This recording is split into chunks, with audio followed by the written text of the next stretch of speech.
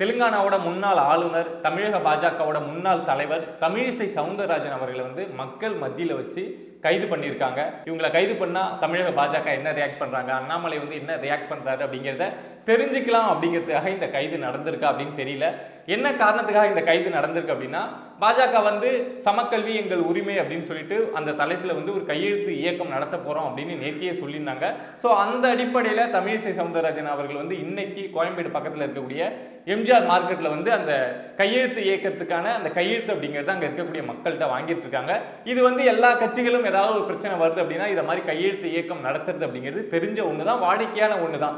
இதுக்கு முன்னாடி நீட்டுக்கு எதிராக திமுக நடத்துனாங்க. நாங்கள் 1 லட்சம் பேர்ட்ட கையெழுத்து வாங்கி குடியரசுத் தலைவருக்கு அனுப்ப போறோம் அப்படின்னா சொன்னாங்க. பட் அந்த கையெழுத்து வாங்கின பேப்பரை கூட குப்பை மாதிரி இளைஞரணி மாநாட்டில் தூக்கி போட்டிருந்தாங்க அப்படிங்கிறது நமக்கு தெரியும். ஸோ இதை மாதிரி இந்த கையெழுத்து இயக்கம் நடத்துறது அப்படிங்கிறது பொதுவாக எல்லா கட்சிகளும் செய்யக்கூடிய ஒரு விஷயம் தான். ஸோ அந்த அடிப்படையில் தமிழிசை சவுந்தரராஜன் அவர்கள் இன்னைக்கு கையெழுத்து இயக்கத்துக்காக அங்கே இருக்கக்கூடிய பொதுமக்களை சந்திச்சு அந்த கையெழுத்து அப்படிங்கிறத வாங்கிட்டு இருந்திருக்காங்க. போக்குவரத்துக்கு எந்த இடையூறும் இல்லை, அங்கே இருக்கக்கூடிய மக்களுக்கும் பொதுமக்களுக்கும் எந்த பிரச்சனையும் இல்லாமல் ஓரமாக கொஞ்சம் பேராக ஒரு 10 பேர் 5 பேராக கூட்டம் சேர்த்து தான் அந்த கையெழுத்து அப்படிங்கிறத வாங்கிட்டு இருந்திருக்காங்க. ஸோ அந்த செய்தி காவல்துறைக்கு போயிட்டு காவல்துறை நீங்கள் இது மாதிரி கையெழுத்து இயக்கம் நடத்தக்கூடாது, நீங்கள் பர்மிஷன் வாங்கலை அப்படின்னு சொல்லி கேட்டிருக்காங்க. ஸோ அதுக்கு அக்கா நான் ஓரலாக இந்த ஸ்டேஷனுக்குலாம் சொல்லிட்டு தான் இங்கே வந்திருக்கேன். நான் வந்ததுனால இங்கே எந்த ஒரு போக்குவரத்து பிரச்சனையும் கிடையாது, பொதுமக்களுக்கும் எந்த பிரச்சனையும் கிடையாது. மும்மொழி கொள்கைக்கு ஆதரவாக நாங்கள் செய்கிறோம், மக்கள் விருப்பம் இருந்தால் இதை கையெழுத்து போட்டோம், இல்லைன்னா போட வேணாம் அப்படின்னு சொல்லி அந்த ஆர்குமெண்ட் அப்படிங்கிறது கிட்டத்தட்ட ஒரு 1/2 hour 1 hour வரைக்கும் 2 தரப்புக்கும் இடையில, போலீஸ் தரப்புக்கும் தமிழிசை சவுந்தரராஜன் அவர்கள் தரப்புக்கும் இடையில ஒரு 1 மணி நேரம் அந்த ஆர்குமெண்ட் அப்படிங்கிறது நடந்திருக்கு. பட் போலீஸ் 100க்கும் மேற்பட்டவங்க அந்த இடத்த குவிக்கப்பட்டு அதுக்கப்புறம் போலீஸ் வாகனத்தில் தமிழிசை சவுந்தரராஜன் அவர்களை அழைச்சிட்டு போயிருக்காங்க. இந்த சம்பவம் ஏன் இவ்வளவு ஹைலைட்டாக இப்போ ஆயிருக்கு அப்படின்னா, நேற்று தான் சென்னை அமைந்தகரையில் பாஜக தரப்புலேருந்து ஒரு மீட்டிங் நடக்குது. அங்கே அண்ணாமலை அவர்கள் இந்த கையெழுத்து இயக்கம் சமக்கல்வி எங்கள் உரிமை அப்படிங்கிற தலைப்பில் கையெழுத்து இயக்கத்தை நாங்கள் தொடங்க போகிறோம் அப்படின்னு சொல்லிட்டு ஆரம்பித்து வைக்கிறாரு. ஸோ அந்த அடிப்படையில் தான் இன்னைக்கு இதை தமிழிசை சவுந்தரராஜன் எடுத்து நடத்துகிறாங்க. அவங்க டிஜிட்டலாக கூட சைன் பண்ணலாம் அப்படின்னு சொல்லிட்டு சமக்கல்வி அப்படின்னு சொல்லிட்டு ஒரு வெப்சைட்டை கூட ஓப்பன் பண்ணி வச்சுருக்காங்க.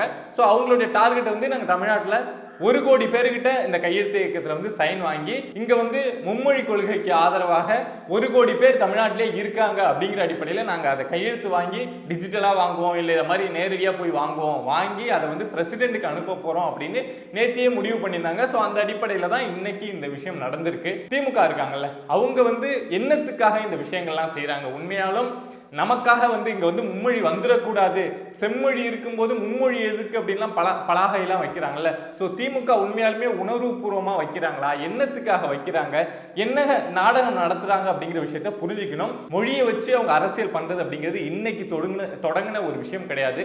67 ஆட்சிக்கு வந்ததுலேருந்து இது வரைக்கும் அவங்க மொழியை வச்சு மட்டும்தான் அரசியல் பண்ணிட்டு இருக்காங்க. திமுகவுடைய எம்எல்ஏக்கள், அமைச்சர்கள், இல்லை அதில் இருக்கக்கூடிய மாவட்ட செயலாளர், இவங்கெல்லாம் தமிழ்நாட்டில் எத்தனை சிபிஎஸ்இ பள்ளி வச்சிருக்காங்க, அங்கே எங்கெங்கே ஹிந்தி கட்டாய பாடமாக இருக்குது அப்படிங்கிற விஷயத்த நீங்கள் தேடி தெரிஞ்சுக்கிட்டீங்கன்னாவே தெரியும். திமுக வெளியில் பேசுறது நாங்கள் ஹிந்திக்கு எதிராக இருக்கோம், நாங்கள் ஹிந்தி ஆதரிக்கல அப்படின்லாம் பேசுகிறாங்க.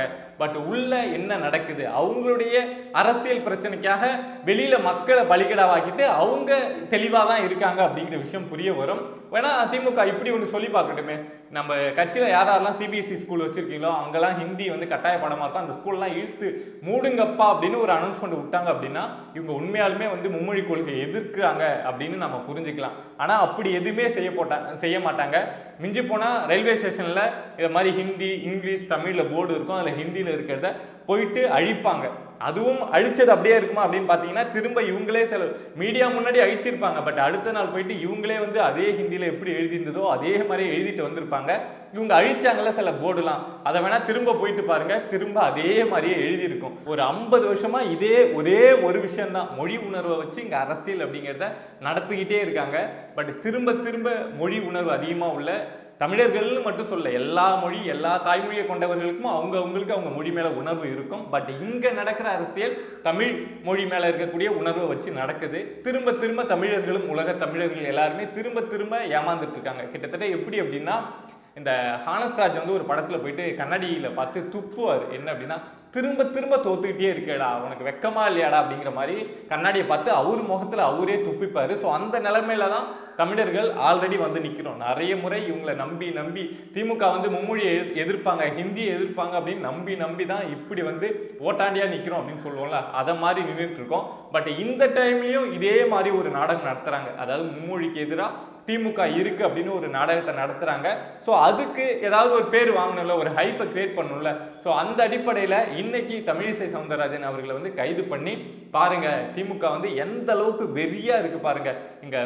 இங்க வந்து மும்மொழி கொள்கைக்கு ஆதரவா ஒரு கையெழுத்து இயக்கம் கூட நடத்த முடியாது, நாங்க கைது பண்ணிடுவோம் அப்படிங்கிற மாதிரி ஒரு நாடகத்தை கிரியேட் பண்றாங்க. திரும்ப அதை நாம நம்புறோம் அப்படின்னா அது அவங்களுடைய தப்பு கிடையாது, முழுக்க முழுக்க நம்மளுடைய தப்பு. அவங்க செய்யக்கூடிய விஷயங்களை நல்லாவே புரிஞ்சுக்கணும், எதுக்காக செய்யறாங்க, அதை சரியா புரிஞ்சுக்காம நமக்கு ஆதரவா நிக்கிறாங்களே, நமக்கு ஆதரவா பேசுறாங்களே அப்படிங்கிற விஷயத்த நம்ம மேலோட்டமா புரிஞ்சுக்கிட்டு அவங்க பின்னாடி போனதோட விளைவு தான் இப்போ இந்த அளவுக்கு வந்து நம்ம நிக்கிறோம். ஸோ அவங்க என்னத்துக்காக ஒரு விஷயத்த செய்யறாங்க அப்படிங்கிறத நம்ம கொஞ்சம் டீப்பா போயிட்டு பார்த்தோம் அப்படின்னாவே அவங்க பண்ணக்கூடிய அரசியல் அப்படிங்கிறது புரிஞ்சிடும். ஏன்னா திமுகவுக்கு என்ன அவசியம், இங்கே இருக்கக்கூடிய தமிழ் மொழியை காப்பாற்றணும், தமிழ் உணர்வை வந்து மேலே கொண்டு வரணும் அப்படின்னு திமுகவுக்கு என்ன அவசியம் யோசிச்சு பாருங்க. திமுகவில் இருக்கக்கூடிய எத்தனை பேர், எத்தனை அமைச்சர்கள் வந்து தமிழ் மொழியை தாய்மொழியாக கொண்டவங்க, எத்தனை பேர் வந்து தலைமையில் இருக்க யார் வந்து தமிழ் மொழியை தாய்மொழியாக கொண்டவங்க, இதெல்லாம் யோசிச்சாவே திமுகவுக்கு ஒன்றும் வேண்டுதல் கிடையாதுல்ல. அங்கே ஒன்றும் ஆந்திராவிலேருந்து கிளம்புறப்பவே நான் தமிழ்நாட்டுக்கு போய் தமிழ்நாட்டு மொழியை காப்பாற்ற போகிறேன், தமிழ் மொழியை காப்பாற்ற போகிறேன் அப்படின்னு கிளம்பி வரல. ஸோ அவங்க அரசியல் லாபத்துக்காக இதை செய்கிறாங்க. ஸோ அதில் நாம் திரும்ப திரும்ப ஏமாறக்கூடாது அப்படிங்கிற ஒரு விஷயம் தான் நான் இந்த வீடியோ மூலமாக உங்ககிட்ட சொல்லணும் அப்படின்னு நினைக்கிறேன். அதே மாதிரி இன்னொரு விஷயம் என்ன அப்படின்னா, டீலிமிட்டேஷனை பற்றி இப்போவே வந்து ரொம்ப சர்ச்சையாக பேசிகிட்டு இருக்காங்க. நேற்று கூட 58 கட்சிகள், அனைத்து கட்சி கூட்டத்தில் வந்து 58 கட்சிகள் கலந்துக்குச்சு. ஸோ இங்கே வந்து டீலிமிட்டேஷன் கொண்டே வர முடியாது அப்படிங்கிற மாதிரி நிறைய பேசிகிட்டு இருக்காங்க. ஒரு விஷயம் என்ன அப்படின்னா, டீலிமிட்டேஷன் இங்கே வர வேணாம் அப்படின்னு எந்த கட்சியுமே சொல்கிறது கிடையாது. தொகுதி மறுசீரமைப்பு அப்படிங்கிறது தேவை. ஏன்னா ஒரு தொகுதிக்கு 20 லட்சம் பேர் 15 லட்சம் பேர் இருக்காங்க அப்படின்னா ஒரு எம்பி வந்து அந்த தொகுதியை முழுசாக கண்காணிக்கிறது அப்படிங்கிறது ரொம்ப கஷ்டமான விஷயமா இருக்கும். ஸோ அது வேணும் அப்படிங்கிறது தான் எல்லாரோடைய ஒரு எண்ணமும். ஆனால் என்ன அப்படின்னா, அது வந்து மக்கள் தொகை அடிப்படையில் வந்துடக்கூடாது, எல்லா மாநிலத்துக்கும் சமமாக வர மாதிரி, அது தென்னிந்தியாவாக இருந்தாலும் சரி வட இந்தியாவாக இருந்தாலும் சரி எல்லாத்துக்கும் சமமாக வரணும் அப்படிங்கிறது தான் எல்லாருடைய எண்ணமும். பட் அதை பற்றின ஒரு ஸ்டெப் அப்படிங்கிறத இன்னும் சென்ட்ரல் கவர்மெண்ட் எடுத்தே வைக்கல. அவங்க என்ன சொல்லியிருக்காங்க அப்படின்னா, நாங்கள் ஃபஸ்ட்டு சென்சஸ் எடுக்கணும், பாப்புலேஷன் சென்சஸ் எடுக்கணும். ஸோ அதுக்கப்புறம் தான் நாங்கள் அதை பற்றி என்ன பண்ண போகிறோம், என்ன ஃபார்முலாவில் கால்குலேட் பண்ணி நாங்கள் வந்து இந்த டீலிமிட்டேஷனை கொண்டு வர போகிறோம், தொகுதியை வந்து அதிகப்படுத்த போகிறோம் அப்படிங்கிறதெல்லாம் நம்ம அதுக்கப்புறம் தான் பண்ண போகிறோம் அப்படின்னு தான் அவங்க சொல்லியிருக்காங்க. ஸோ இப்போ அவங்க இதை பற்றி எந்த ஒரு பெரிய ஐடியாவுமே இல்லாமல் தான் இருக்காங்க. ஆனால் ஏன் இப்போவே டிஎம்கே இந்த டீலிமிட்டேஷனை பற்றி எடுத்து பேசுகிறாங்க அப்படிங்கிற விஷயத்த யோசிச்சு பார்க்கணும். சென்ட்ரல் கவர்மெண்ட் சொல்லியிருக்கிறது 2026க்கு அப்புறம் தான் நாங்கள் இதில் கையை வைப்போம், 2029 எலெக்ஷனுக்கு நாங்கள் இந்த டீலிமிட்டேஷன் அடிப்படையில் எலெக்ஷன் நடத்தி கொண்டு வரதுக்கான வாய்ப்பு தான் அதிகம். ஸோ அதுக்கான பிளான் தான் போயிட்டு இருக்கு. 26க்கு அப்புறம் தான் என்ன ஃபார்முலாவில் ஒர்க் அவுட் பண்ணி நாங்கள் கொண்டு வர போகிறோம். எந்த மாநிலத்துக்கும், தென் மாநிலத்துக்கும் சரி வட மாநிலத்துக்கும் சரி எதுவுமே வந்து ஃபேவராக எதுவும் இருக்காது அப்படின்னு சொல்லியிருக்காங்க. ஒருவேளை அவங்க அதை அறிவித்து இந்த மாநிலத்துக்கு இது வந்து ஃபேவராக இருக்குது அப்படின்னு ஒரு அறிவிப்பு வெளியில் வந்தது அப்படின்னா அதுக்கப்புறம் இவங்க அனைத்து கட்சி கூட்டம் நடத்துறது இல்லை இது மத்திய கவர்மெண்ட்டுக்கு எதிராக பேசுறது அப்படிங்கிறது சரியா இருக்கும். பட் இப்போவே எதுவுமே இன்னும் ஒரு அடிப்படையாக எதுவுமே உருவாகலை. அதுக்கு முன்னாடியே இவங்க பேசுகிறாங்க அப்படின்னா ஏன் பேசுகிறாங்க அப்படிங்கிற விஷயத்த பார்க்குறவங்க நல்லாவே புரிஞ்சுக்கணும்.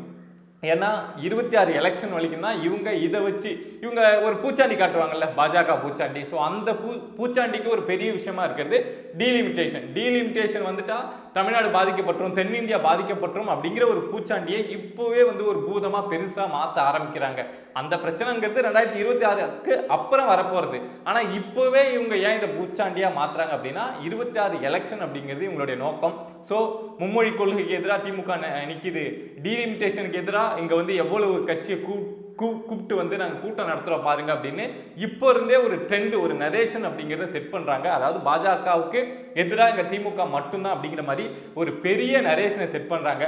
மும்மொழி கொள்கைக்கு எதிராக ஏதோ போராடுறீங்க, ஏமாத்துற மாதிரி போராடினாலும் போராடுறீங்க ஓகே. ஆனால் டீலிமிட்டேஷன்லாம் இன்னும் பேசவே ஆரம்பிக்கல, யாருமே அதை கண்டுக்கவே இல்லை. ஆனால் இவங்க பேச ஆரம்பிச்சு அதை தமிழ்நாட்டில் ஒரு அரசியலாக பண்ண ஆரம்பிக்கிறாங்க. ஃபர்ஸ்ட் சென்ட்ரல் கவர்மெண்ட் வந்து பாப்புலேஷன் சென்சஸ் எடுக்கட்டும். ஸோ அதுக்கப்புறம் அவங்க டீலிமிட்டேஷன் எப்படி கொண்டு வர போறாங்க, அவங்க கொண்டு வந்தாங்க தென் மாநிலங்களுக்கு எதிராக கொண்டு வந்தாங்க அப்படின்னா போராட்டம் அப்படிங்கிறது நடக்கும். இங்க இருக்கக்கூடிய எல்லாரும் போராட்ட தயாராக தான் இருக்காங்க. பட் அதுக்கு முன்னாடியே இந்த ஏமாத்துற வேலை, கம்பு சுத்துற வேலை எல்லாம் பண்ணாம இருந்தாங்க அப்படின்னா நல்லா இருக்கும். அப்படி ஏதாவது கம்பு சுத்துற வேலை பண்ணணும் அப்படின்னு நினைச்சீங்கன்னா இங்க வந்து ஜாதிவாரி கணக்கெடுப்பு எடுக்கணும் அப்படின்னு சொல்லிட்டு எத்தனை கட்சிகள் வந்து கேட்குறாங்க, ஆர்ப்பாட்டம் நடத்துறாங்க. எவ்வளவு பேரோட கோரிக்கையா இருக்கு. நீங்க மட்டும் ஜாதிவாரி கணக்கெடுப்பு நடத்துறீங்க அப்படின்னா இங்க இருக்கக்கூடிய எல்லாருக்கும் வந்து சம உரிமை கிடைக்கும். சமமா யாராருக்கு எத்தனை சதவீதம் போகணுமோ சரியா போய் சேர்ந்துரும் அப்படின்னு எத்தனை பேர் பேசுறாங்க. முடிஞ்சா அதை ஃபர்ஸ்ட் எடுங்க. அதுக்கப்புறம் ஏன்னா பாப்புலேஷன் சென்சஸ்லாம் முடிஞ்சதுக்கு அப்புறம் தான் டீலிமிட்டேஷன் அப்படிங்கிறது வரப்போகுது. ஸ்டேட் கவர்மெண்ட்டுக்கு இந்த கேஸ்ட் சென்சஸ் எடுப்பதற்கான அதிகாரமும் இருக்கு. ஃபர்ஸ்ட் அதை எடுங்க, அதுக்கப்புறம் நீங்க டீலிமிட்டேஷனை பத்தி பேசுங்க.